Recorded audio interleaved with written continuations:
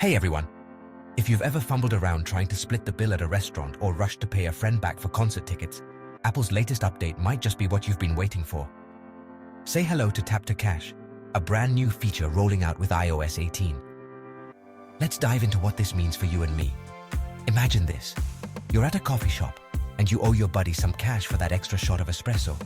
Instead of asking for their bank details or finding them on a payment app, you simply bring your iPhone close to theirs. Tap. The payment is made. It's that easy. No numbers, no hassle. This feature is built into Apple Pay and utilizes NFC technology, the same tech that lets you pay at stores without ever swiping your card. Tap to Cash is designed to make transactions between iPhone users instantaneous and secure, all without sharing any personal info. Now, I know what some of you might be thinking, but I already use apps like Bizoom for quick payments. True, but Apple claims that Tap to Cash will streamline the process even further. And who doesn't like the sound of making life simpler? Currently, this feature is only available in the United States, but Apple has plans to expand it globally. So, for my international viewers, hang tight. Exciting changes are on the way. As we look at the broader picture, Apple isn't just innovating.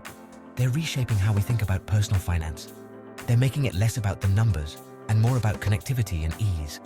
So whether you're splitting a taxi fare or settling up after a group dinner, Apple's Tap to Cash could soon be your go-to solution. And I, for one, am here for it. Alright, that's all for today. Stay tuned for more tech updates and be sure to hit that like button if you found this video helpful. Until next time, keep teching on.